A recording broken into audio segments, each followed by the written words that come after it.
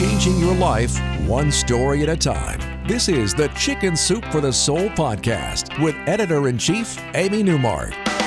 Hey, it's Amy Newmark with your Chicken Soup for the Soul, and it's Wow Wednesday. You know, we had Wow Wednesdays on the podcast many years ago, and I don't know why I stopped because the stories are really cool. So today I'm going to share a couple of my favorite stories about why you should trust that little voice inside you that sometimes warns you about things. Maybe it's in a dream or maybe it's in some kind of premonition.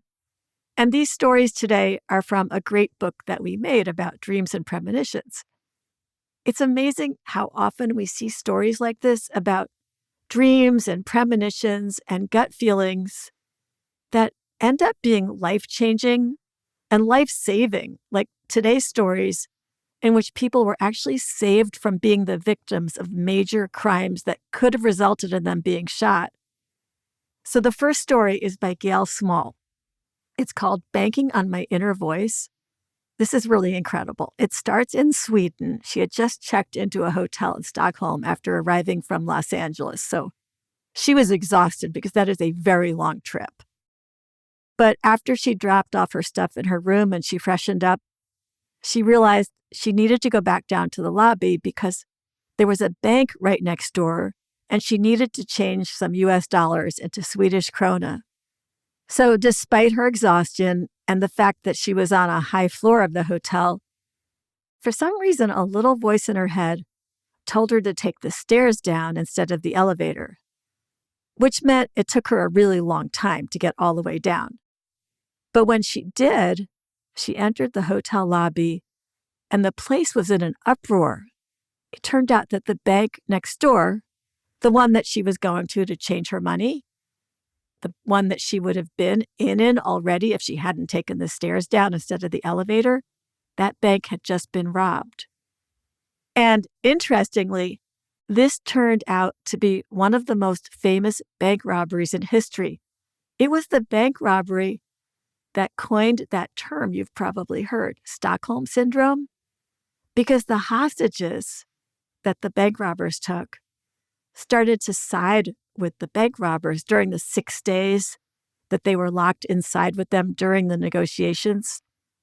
So if Gail had taken the elevator instead of taking the stairs all the way from that high floor of the hotel, she would have certainly been one of those hostages held for 6 days by the bank robbers.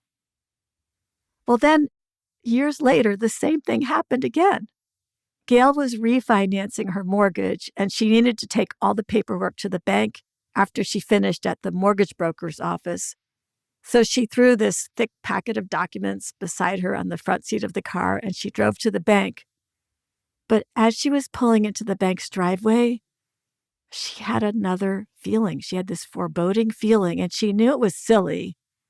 But she was aware that there was this urban legend that banks were more likely to be robbed on Fridays. I guess because they bring in more cash on Fridays, because that's the day that people withdraw cash for the weekend, and also the day that some people cash their paychecks if they don't have direct deposit. So Gail decided not to go into the bank after all, and she went to a nearby store instead. And she had just walked into the store when she heard an announcement over the loudspeaker, and it said, "Please stay in the store until further notice. The bank down the street is surrounded with a robbery in progress. We are told hostages have been taken."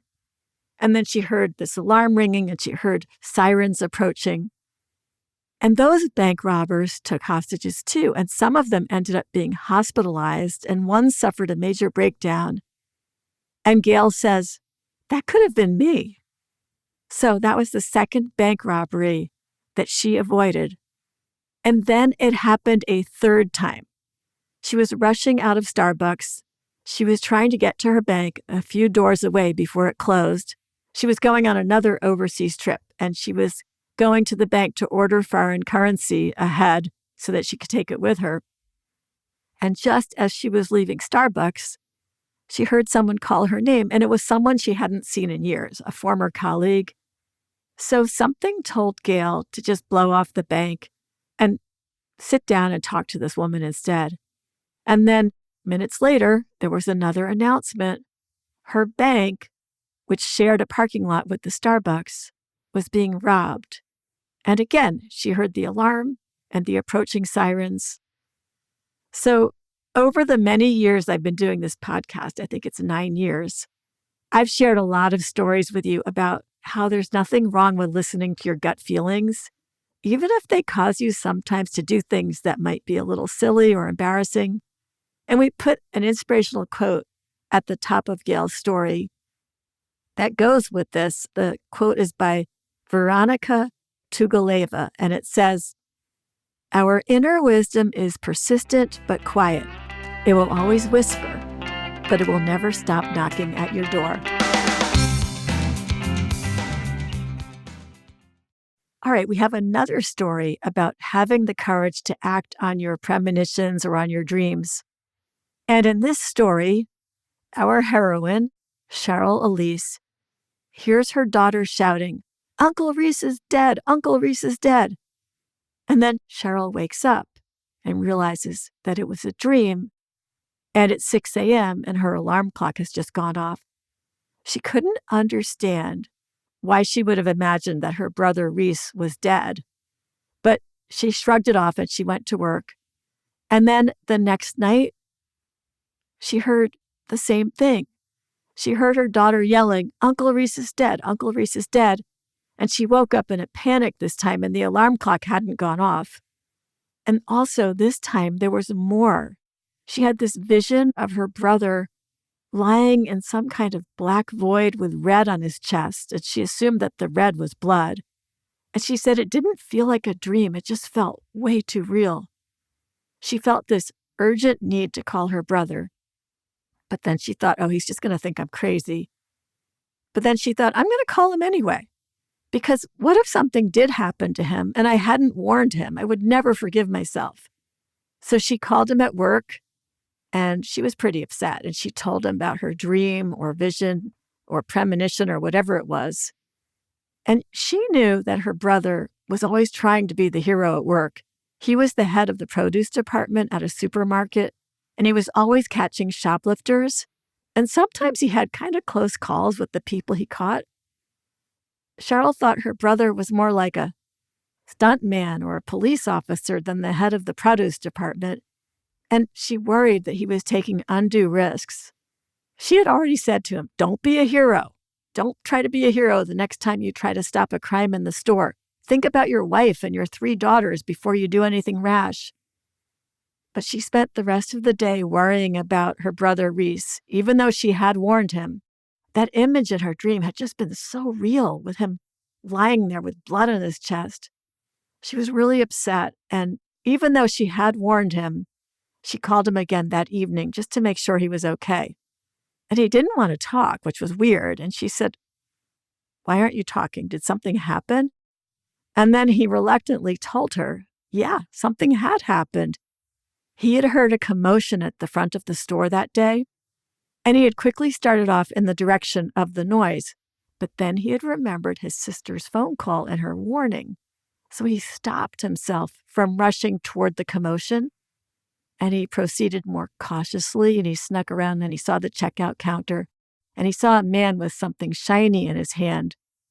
And later on, witnesses said, yeah, that was a gun. Well, the man was holding that shiny object, that gun, and shouting at a terrified clerk to open the cash register. And then he left, and Reese ran to the dock area at the back of the store, and he saw a car waiting. Reese stayed out of sight, but he saw that robber run to the car, and then they took off. Reese was in shock. His sister's dream had truly protected him from rushing forward, because his first inclination had definitely been to run into the center of the action and try to stop the crime. But his sister's phone call and her warning not to be a hero had kept him safe. And he told Cheryl that her warning had probably saved his life. So it's hard to explain stories like Cheryl's and Gail's. I mean, they could just be coincidences. After all, people have dreams every night. So there are bound to be some dreams that turn out to be true ways of foretelling something that is going to happen. But even if it was just a coincidence that Cheryl had that dream and then her brother's store was robbed the very next day, it still mattered. She passed it on to her brother, and she did help him save his life. I'm Amy Newmark. Thanks for listening. If you have your own stories to share in our books, go to chickensoup.com and click on Submit Your Story. And there you'll find our writing guidelines, and you'll find a list of all the books we're working on with descriptions of what we're looking for. And you'll find this form that you fill out to submit your story. It's a very easy process, very friendly. And hey, we've got hundreds of opportunities for you to become a published author with us.